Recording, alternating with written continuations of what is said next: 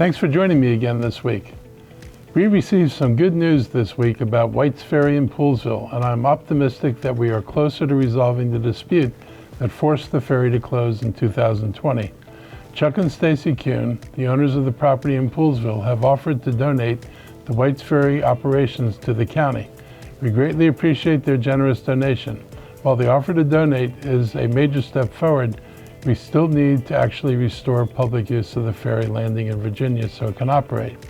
Our Department of Transportation, in cooperation with Maryland Department of Transportation, is continuing conversations with the Virginia landowner, with Loudoun County, and with the Virginia Department of Transportation as we seek a solution to this critical need.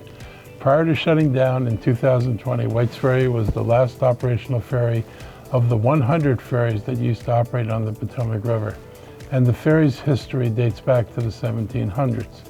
It provided an important link between the two states, carrying over 600 vehicles a day on the 4-minute trip.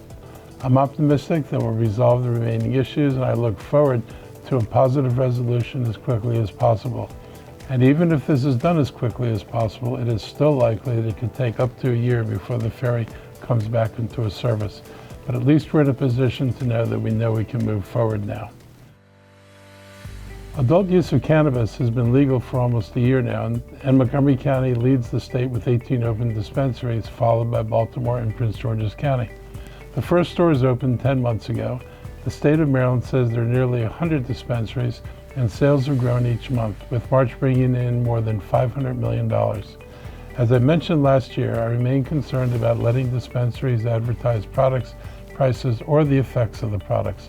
I believe you have to be very careful not to allow aiming of advertising at children, and it's not reasonable to expect young people to discern whether the advertising is aimed at them or at adults.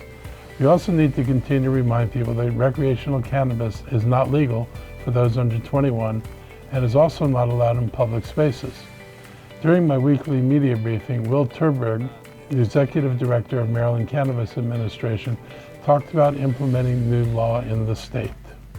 When Governor Moore signed the Reform Act that legalized cannabis on May 3rd of last year, the Medical Cannabis Commission and those commissioners that ran it were eliminated, and a new state agency, the Cannabis Administration, was established. And so on top of a very short timeline to stand up an industry, we also had to stand up a new agency at the same time. And over the last year, the focus of our work has been on establishing, per our statutory mandate, a safe, equitable, and accessible cannabis industry and marketplace within the state.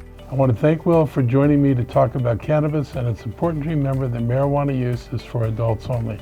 Stores face penalties if they sell to children. The legal personal use of marijuana allows you to possess up to 1.5 ounces of cannabis, and up to 2 cannabis plants can be grown per residence. It can only be consumed on private property and not in public spaces. Cannabis is treated the same as alcohol. You can't walk down the streets, enter public spaces, or drive in a car while drinking or while smoking cannabis. Residents are told not to take cannabis across any state lines as it remains illegal federally. Responsible marijuana use is expected of everyone who partakes, and the same is expected of businesses that sell alcohol. Bars and restaurants share the responsibility of not overserving a customer and must ensure that the person buying alcohol is of legal age.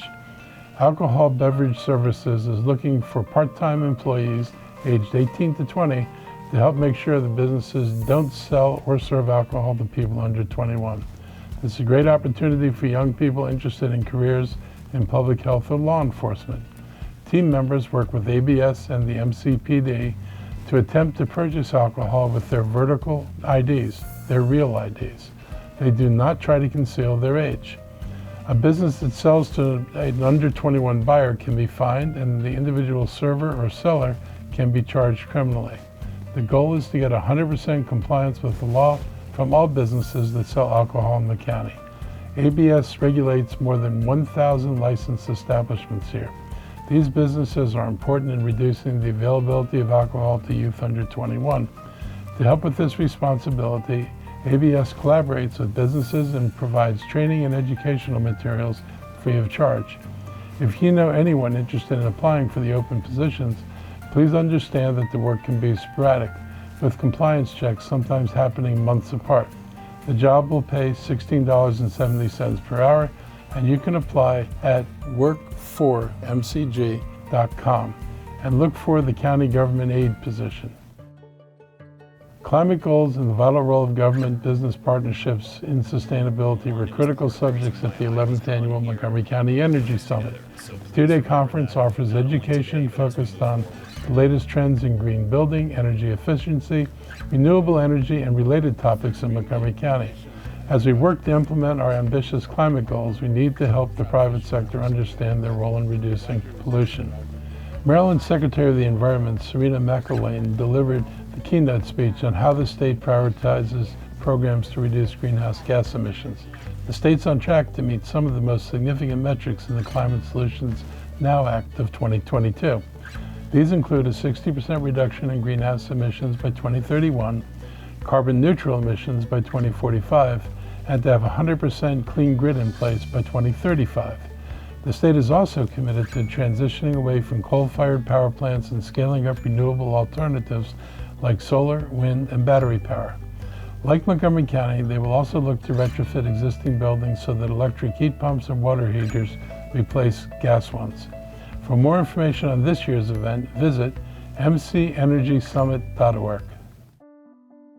Recently, I had the chance to honor the heroic work of the Montgomery County Police Department, specifically the teamwork required to save Sergeant Patrick Kepp's life. As you remember, last October, a driver who was engaged in reckless high-speed driving and who had a record of taunting police with his antics struck Sergeant Patrick Kepp as he was setting up stop strips. Last week, after months of rehab and recovery, Sergeant Kepp was on 2 prosthetic legs to honor 5 of his colleagues who helped him immediately after being hit. He told the crowd last week that their fast action saved his life by acting without hesitation to prepare him for the hospital and emergency surgery. It was great to see these men and women recognized for their work to protect the life and to help in any situation, no matter how daunting. In addition, there were more than 30 officers recognized for their individual acts of heroism and bravery at the same event. I'm hopeful that next year in Annapolis we'll work with our state leaders to strengthen the law against dangerous and reckless driving to protect our first responders and the public. So that's a wrap for today. I hope you have a great week, and I'll be back again next week.